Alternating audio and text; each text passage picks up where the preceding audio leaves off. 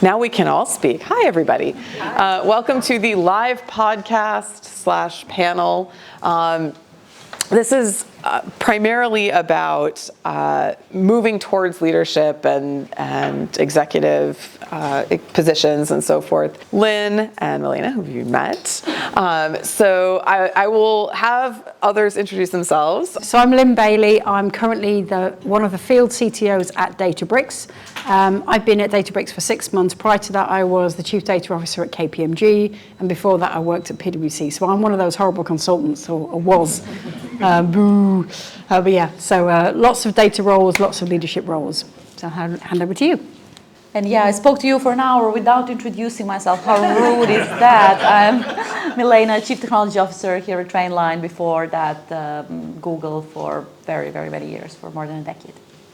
And I'm Lexi. I am a lead data and AI strategist at Databricks, and previously was director of strategy at a consultancy. So yes, I was picking on my own kind, as well as being functional CDO for a retailer for about 3 years, as well as a whole bunch of stuff before. So thanks, everybody. The first questions I have actually are going to go to the audience. So for those of you here, raise of hands, and you can raise your hand multiple times. How many of you consider yourself a technologist? Awesome. How many of you consider yourselves a leader? Cool. How many of you consider yourselves an executive? How many of you aspire to potentially become an executive? Awesome. Thank you. I appreciate that. It helps to make sure that we're on the right track with the questions we've got. All right. So then for the panel, I'm going to start with something that hopefully I did promise that this is going to have a little bit of spice. So like it's hopefully some controversial questions. So how intentional has your career path been to being an executive? And I'm going to start with Milena. Not intentional. I don't think I ever had a plan for more than about the next step kind of in my career. And this is not, by the way, recommendation. It just so happened to be that way for me, and it just so happened to bring me where it is, where I'm very happy. So I'm kind of like, I'm not, but it was never more than a kind of a step. And when I decided I'm going to leave Google and that I really want to do something else, just want to work somewhere else after 12, 13 years there, I took into account loads of different roles. I didn't really know what I wanted to do. Some of those roles were directors in other large companies in big tech. Some of them were VP of engineering or head of engineering in kind of medium-sized, and then some of them were like CTO roles. I looked across the industries, across the maturity of the technical maturity of the company, across different sizes and kind of all that, until I figured out what I really liked. So no, I didn't have like a very specific thing in my head, but as I looked through various different options, I was kind of like, oh, this seems cool. I'll do this. All right, Lynn, how about you? So it got more intentional the older I got. So the first career choice I made was I was offered a job at part of the Graduate the Milk Round, a job in Manchester and a job in London. And I'd already been in Manchester, so I moved to London. That's about as intentional as my job decision got. It was where I was going to live. And then when I turned 40, a few years ago, I'm not going to say how many, that's when I became really intentional about what I wanted to do. An opportunity presented itself at PwC to run their data analytics team. And I'm like, that's what I want to do. I've suddenly had this aha moment. I got married that year as well, so lots of stuff happened. But yeah, really, really big aha moment. I want to work in data. I want to be a data leader. And kind of the rest is history from there. But not until that point, I was not quite sure what I was doing. I mean, I guess that kind of proves the point that we had earlier with the hands raised, that there are technologists, there are leaders, and there's sort of this executive or the aspiration to get to an executive. So what are the kind of necessary steps? How do you go from being a great technologist and a leader to being an executive? I'm going to start with Lynn on this one. So I think becoming an executive, once you've been a technologist or a specialist in whatever area, and you've kind of moved to generalism and you become a leader, the step to executive, I think, is really about building relationships with kind of other people, and also having a purpose which is around helping an organization run itself. So I think you become more general in that sense. So as a chief data officer, somebody who then becomes part of the exec, I think you almost leave the chief data officer element behind. You take what you've learned from that and kind of all the stuff that data has taught you, but you become much more of a generalist, and it's about kind of running the business.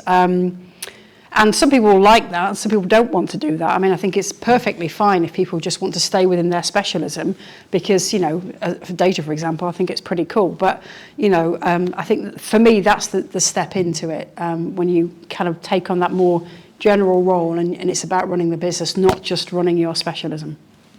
So Milena, maybe to you next, what advice do you give folks who are going from being a technologist into being an executive, in a CTO role or CIO role or what have you? What is that big pivot for them? Sorry, it's to Adelina first. Yeah, no, good question. So kind of, I think there's that first step between from being a technologist to becoming a leader. And I often get that question from people in my org or my team or from others that I speak to, kind of like, what does it take? How does that first step work out? And I found it that like the most practical advice I can give people is like, try to identify problems, but then don't just complain about them, but think, what would you do differently? And I think this is what people don't often do. They complain about their boss or the strategy of the company or the leadership, that the decisions that the leadership has made, but then they don't have like a specific, tangible, really doable idea of what they would do differently. But I think that's the first step, like not being rosy-eyed, being like kind of very, very seeing where the problems are, acknowledging them, but also not just complaining about them, but then kind of think about the next steps, and this is what I would do, and kind of putting yourself in a position of your boss or your boss's boss or kind of position. And then actually, I couldn't agree more, and that was my answer before you started. One of my big lessons from moving to at Google, where I was senior director of engineering, to also kind of decently sized org and kind of all that, to being CTO at Trainline. There were certain things that I learned about what's different in terms of running tech teams in big tech and in kind of smaller companies. But that's probably, 20-30% difference. Like a lot about how tech teams are run, I found fairly similar. Like engineers are motivated by similar things, similar type of dysfunctions happen between teams and between functions and kind of all that. My biggest lesson by far was how to be an executive, and that's 50% of my role, and that was exactly that lesson, that you have to force yourself to take off the functional departmental hat. Like, I don't show up at the exec and just talk about tech teams, goals or problems or all that. We solve problems of the company together. And I often have a different perspective because I'm a technologist, from chief commercial officer or general counsel or kind of someone with other speciality. But we solve problems together, and we put, when we are in the exec meeting, we all put our company hat rather than our functional hats. All right. So the next question, kind of building on some of what was said in that career trajectory and getting to the executive, and I think Milena, you touched on it, so I'm going to throw this to you first. How do what advice would you give on finding the right executive role? So it's, you said that you worked at a number of different kinds of companies before finding what kind of place you want to be at. What advice would you give on how to kind of gauge that the move into an executive role is right for you in that particular company? Yeah. I didn't work at many places, but I spoke to a lot of companies when I was considering my move, what eventually became Trainline. And yeah, that was super interesting. For example, I realized size makes a big difference. And I moved from one of the largest, if not the largest tech company and I knew I wanted to go somewhere smaller, which would be really anywhere outside of Google. Anything would be smaller. Equally, I knew I didn't want to go to something that was very, very early stage, because already at that point in my career, my skill set was kind of running organizations. I wasn't hands-on so much anymore. I take great pride in staying technical, and kind of like, I like to believe I still am, but I would say majority of my job that I wanted to do was organizational work and kind of, strategy work and that kind of stuff. So I think if you're in a in a company of 10 or 20 engineers, that's not quite kind of the same. So size was the first thing that I was looking at. I wanted to be, again, just in the right range. And I think that's something that's important to consider. The second thing, I was kind of at a life stage where I couldn't quite take on a risk of something that was, didn't know how it will pan out. So kind of I needed a certain level of financial security. So it kind of goes without saying, is like, think about that as kind of if you're joining a startup that's going to run out of money in kind of in a year or two, as opposed to something that's a more established business that has a proven monetization story and is profitable and kind of all that. People is very, very important to me. So just kind of the people who interviewed me, I kind of interviewed them back and kind of not, I'm not sure if they realized that or knew that, but I was taking a big assessment of who I want to work with. And, like I would struggle to work with people or for people I don't respect and I don't like. And that was kind of a big criteria. And, kind of there were a couple of cases where I felt the role and the company were amazing, but I just was not impressed by people or didn't necessarily feel I would enjoy spending a lot of time with them. So that was kind of the criteria. And then maybe the one that's less obvious, or certainly was less obvious to me, something around the technical maturity of the company or wherever it is on that digital transformation journey. I don't love those words, but it's kind of, on one end, you probably have natively big tech, kind of the companies that were created with technology at its core, typically with technical founders, with that tech culture and kind of all that. And on the far end, you would have, let's say, old school brands that are now realizing or have realized the value of technology and the criticality of technology to their business, but are kind of shifting from that journey where everything was maybe more commercially or finance driven into something that's a bit more product or technology driven. And for me, yeah, that kind of, it was very interesting. I spoke to media companies and finance companies and kind of, again, some old school retail brands that are now realizing kind of the value of technology. And I could just tell which of these won't really work. Not in the sense that I think there is a lot of, it's very exciting job to be moving company up that scale potentially, but I kind of felt that that's not really a journey for me. It's kind of like just that I don't think I'll get excited kind of by that much. So yeah, that's maybe like I'd offer, size, people, kind of the financial kind of situation of the company and the technical maturity as things to consider. All right. Lynn, I'll go to you next. Yeah, so if I talk about the step up into Chief Data Officer role at KPMG, so I was quite happy running a analytics team at PwC and got approached by KPMG. My initial thought was, hell no. They're a competitor and they're not a very good competitor. Sorry, anyone from KPMG. So no. And then it was my husband that said, well, go and speak to them and find out what it is that they're trying to do. So it became very quickly apparent that they really were trying to do digital transformation, apologies to use that expression, and they were basically going to be hiring not just a chief data officer but a CTO, a CISO, and all these good things. They had a CIO who'd not been there very long. So for me, it felt like it was going to be an exciting place to work because there was a lot of transformation about to happen, and I was going to get to be part of it. The second thing that kind of almost stopped me in my tracks from doing it is I was really shit scared about being a CDO. I didn't think I could do it.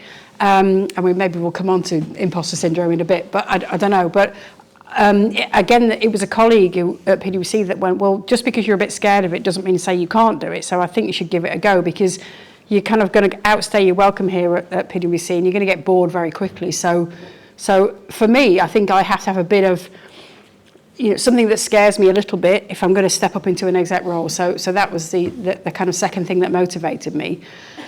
I also think the appetite for change is really important. So, and I'm not saying, we've talked about this and the whole culture piece, but organisations aren't necessarily very open to change all the time. But I mean, the evidence was there when I joined KPMG. The chief digital officer at the time was really keen on investing in a whole new technology function. Teams were merging together. It felt like there was some massive momentum.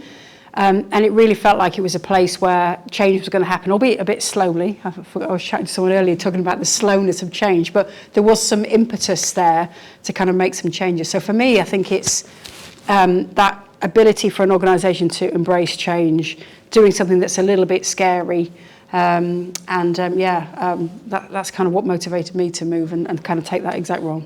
Well, so on that, when we were kind of preparing for this, obviously we have an all-female panel, in case nobody noticed. So one of the things that we were talking about is diversity, and particularly being a woman in tech, but really being any underrepresented group in technology.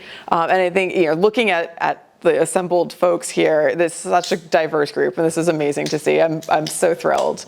So again, what advice, or how have you seen this play out? This is a really challenging one because part of me goes, even if I'm hired as a token hire, I want to just do it anyway, because how is an organisation going to change if they've never seen a woman be on a technology leadership team, or anyone else from a kind of whatever kind of diverse background you come from? So part of me does that, but the second part of me then goes, it's really hard, because if you're the first of anyone on that technology leadership team, or whatever leadership team it is really difficult. And I think it takes a lot of inner strength, it takes a lot of networking, it takes a lot of coaching and mentoring, and sometimes it still won't work despite all of these mechanisms you put in place to support yourself.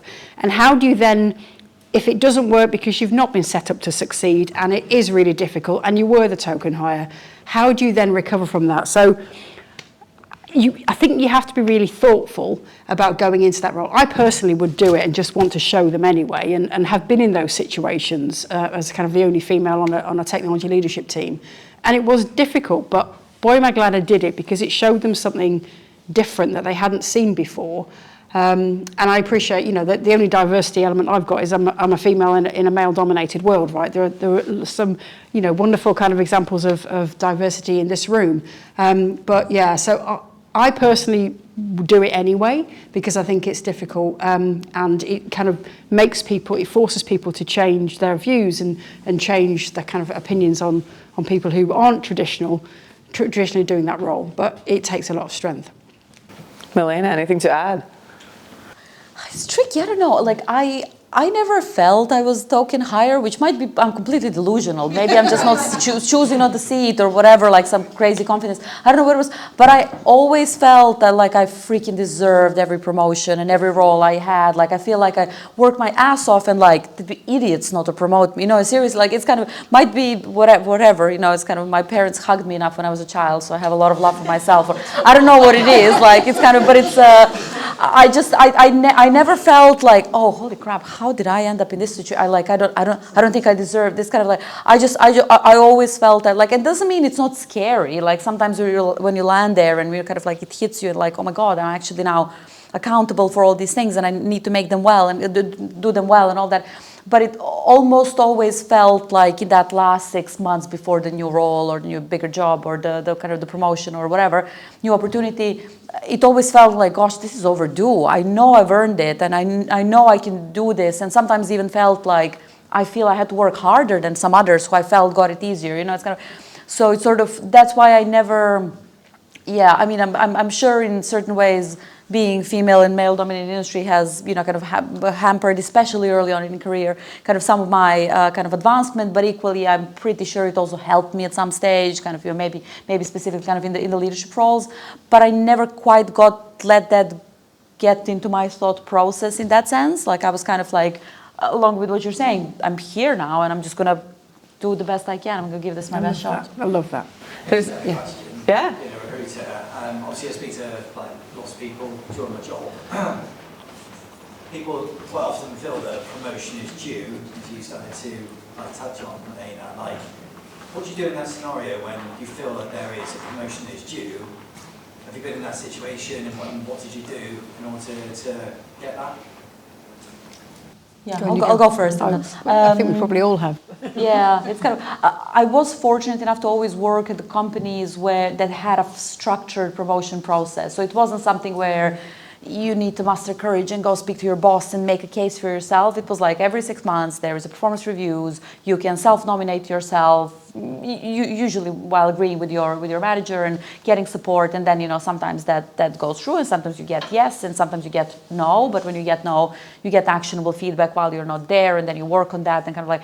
So it's sort of in that sense, I never had to just from scratch start and convince someone that it's kind of that would be the case. But yeah, I had cases where I felt I think I should be going up, and my manager thinks I'm not ready yet. And in some of those cases, I still believe I was right. The manager was holding me back a little bit for whatever reason. He just didn't see it.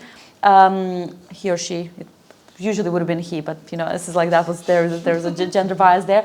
But in some cases I was wrong. Like I thought I'm there and I wasn't, and kind of the manager would have been right. So it's sort of again not the best perspective, just because I happened to be in the companies where that process was structured, and kind of that made it a bit easier. So, I mean, I've worked in organisations where that structure didn't exist. So I worked for consultancies, but I usually worked internally.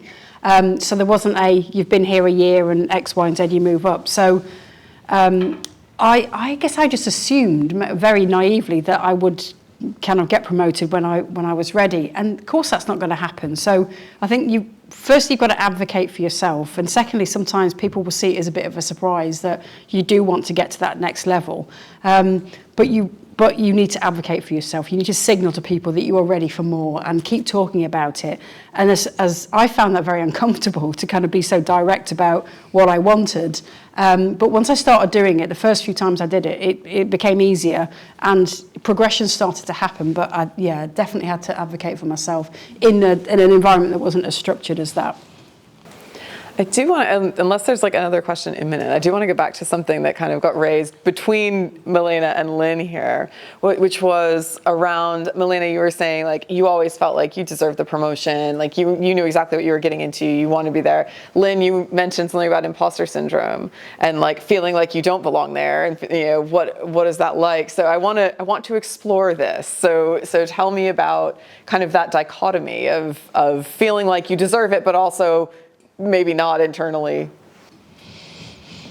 Well, I'll start. So I raised the imposter syndrome one. So I think, I've heard a few things. Somebody has said to me that it's a phrase that men made up. I'm sure that's not the case. I'm sure men are wonderful, right? So I'm sure that's not the case. But imposter syndrome, I think probably we all get it at certain points where we think we're not ready for something or not kind of quite right for the role. But yeah, and I don't know how, I haven't cracked it yet personally, how you balance that with, you kind of know that you want to progress and you think you're ready, but something kind of gets in the way and I guess prevents you from doing that naturally or comfortably. I don't know, I want to be a bit more like you. So how do you delusional. be you? Yeah, well, I want to be delusional then. How do you do that? There we go. Just like... Yeah, I mean, it's a good question. Sure, discussed this before, guys. I haven't thought about it. I'm not sure. I just kind of I would never, just to be clear, I'm delusional to a point. It's kind of like, it's not like I would think, gosh, I should run US, or I mean Trump did it though, so yeah, there we go. It's just like, it's kind of, there are certain things, but it's that level of difference of kind of your current level and your next level. That's what we're talking about. We're not talking about like, oh, you're a new grad software engineer and someone is making you a CEO of Microsoft. Like, this is not what we're talking about, like from your current level to the next level. It's kind of, this is like, it's already a range, so it's kind of, it's not actually such a big deal. And then one other thing that usually helped me, like a couple of times in my career I reached the point that I thought will be my terminal level, in the sense of like, I remember when I got to, I believe, senior engineer, I was like, oh, this is fucking happy days. Like, I think I'm just going to stay this for the rest of my career. I'll be senior engineer. And I got to staff and I was like, oh, actually, okay, this is the one. This is going to be my terminal level. And I think there was probably another one or two. I was kind of like, I don't think I need to advance anymore. I'm quite happy. And then what happens is I look around. Okay, I was worried that that's mine. Gosh, that would have been awful. And then I look around and I kind of see maybe someone just above me.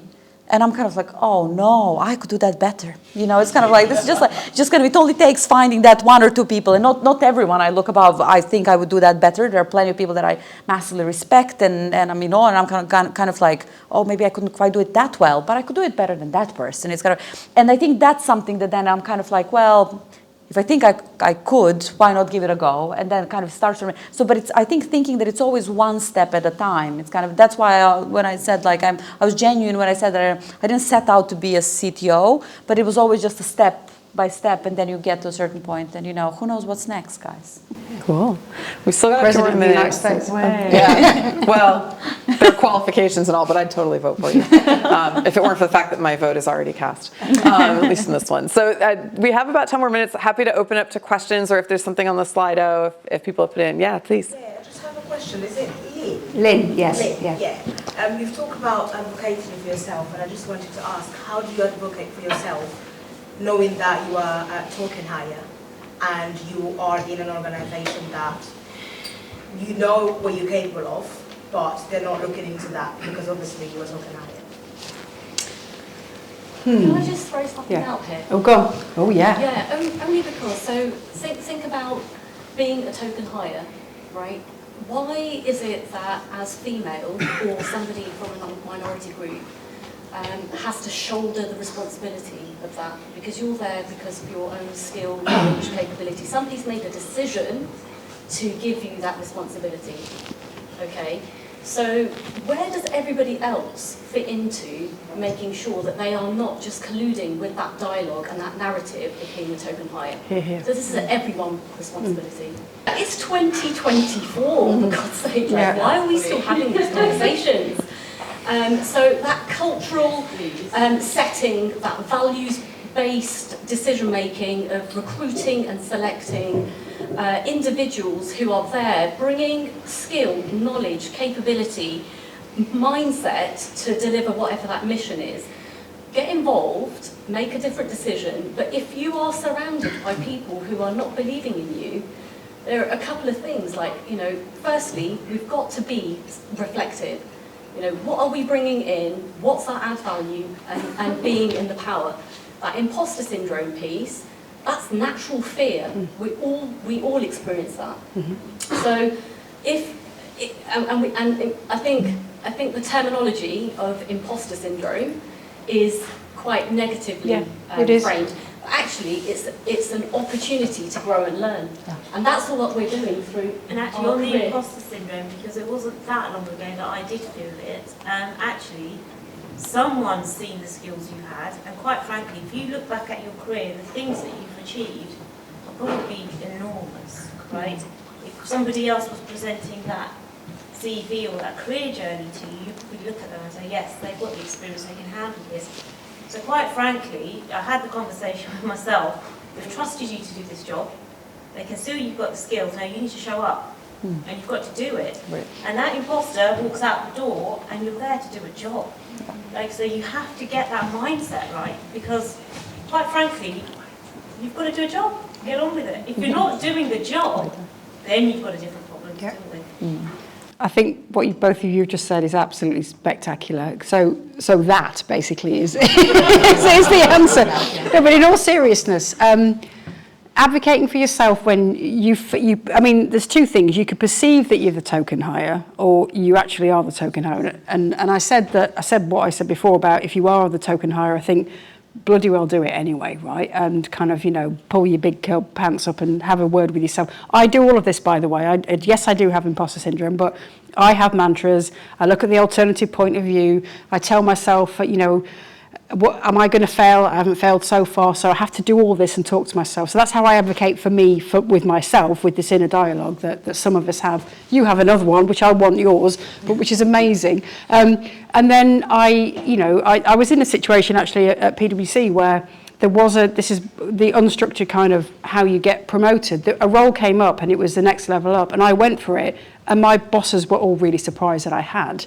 And I'm like, well, why didn't you see that I was capable of this? And partly it was because I hadn't believed that I was capable of it historically and had never kind of raised or thrown my hat in the ring with anything. But the minute I did that and the minute I started saying, no, actually, I'm pushing for it, it really did open up their perspective of me. So a combination of the amazing points that you just raised there around advocating for yourself within your own flipping head that goes a bit mad sometimes, just doing it anyway, and then kind of really signalling to your leadership team or your leaders that you actually want that next step, I think is massively important.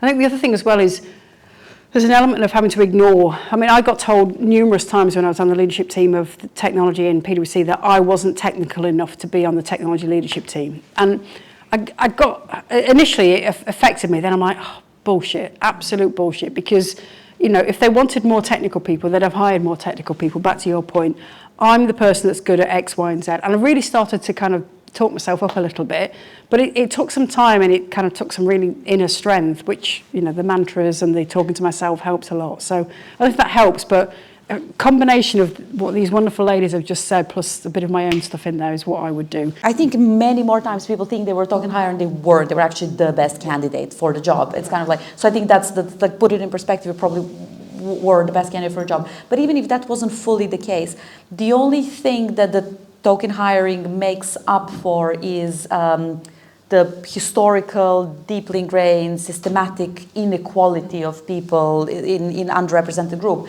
It's not giving you some sort of unfair boost. It's just bringing you in line with other people who have had generational benefits of generational kind of inequality in their benefit. So it's kind of like when you think about it in that way, just kind of like someone is finally, you know, pulling you up from where you were completely unjustifiably and kind of putting you on level. So it's kind of, it's not in that sense that I think that then makes it more like a, well, this is just a fairness. This is not, you know, this is not like. It's a really good point. If I'm able to tag on, since I'm the panel host, but not supposed to talk about it. One thing I would say, you know, I've had conversations with hiring managers who've specifically said to me like, oh, but you're a woman and a technologist, like you have so many opportunities because people want to have women in leadership. Like they flat out said it. And like in a way it's sort of off-putting, but at the same time, like what I would say to you is if you feel like that, even if they haven't stated it, right? If you feel like that's the conversation, how would you rebut that? Be like, yeah, okay, I'm a woman, but also I've done all these things. I've delivered and I've shown my value. I've shown what I'm capable of. Like, what's that next argument when you're confronted with, like, forcibly confronted with somebody saying, you could be a token hire? You're like, thanks to you too, jerk. You know, what's the next statement? Yeah. I think we all have a responsibility to the younger generations because they look to us, and if they don't see that opportunity in that kind of that leap, that I could be that person, then they will never break that glass barrier. Yeah. So I think that is important too. Yeah, I guess the point is like if you don't do it for yourself, just do it for generations that are coming. Yeah, I like that. Yeah. I think, like you rightly pointed out, that this is 2024, and we are here having leadership and executive conversation that I think that we all do have roles to play in decisions. Should we be learning how to deal with roles that we get hired as token hires, or we should be having conversations that have to do with how do we make decisions that eradicate these roles? Basically, that's one thing. Maybe we can share some lights around this. Yeah. I mean, I think it's aspirational. I would love to get to a point where we no longer have to have a DEI initiative in all the organizations because it just naturally occurs. We're not there yet, but I'm not sure, I mean, worryingly, I'm not sure we'll ever be there. I don't know. I think we would always need to have some focus on it. It's like the change. You actually raised the question earlier. I mean, completely different, I get that, but you said, you know, if we build change cultures with organisations, will we still need the discipline of change? And I think we all kind of agreed, probably yes. So I think we'll always need to hold ourselves to account to make sure that, you know, everyone is as represented as they could be in an organisation, in our governments, in our society. So I don't think we're ever going to get there on our own. I think we just need people focusing on it, would be my perspective. Yeah, I want to believe that we will get there eventually, but I think it's a painfully slow process. Like in my, 16-year-long career, something like that, I remember we have moved, so women in software engineering, the general stat was that it's somewhere around 12% back in 2008. Now it's widely regarded as somewhere around 14%. So we have moved 2%. I mean, it's kind of like, I feel I've kind of felt every minor part of that too. You know, it's kind of like, it was so much work, so much talking, so much effort, so much thinking. And it's like in 16 years, it's 2%. And, you know, maybe like it sucks, it's awful, it's heartbreaking, it's all demotivating almost. But maybe that's the pace. Maybe we need another, whatever, 300 years. basically. Like I was doing math in my head. And I then was like, Gen how AI will many? be doing it all for us anyway. Well, thank you all. We will continue at Brewdog. Thank you, Melina and Lynn in the person and Adelina on the phone. And thank you for your patience with our setup. So yeah, happy to chat afterwards. Thanks so much for coming. Thank you. Thanks, everyone. Thank you, Lexi.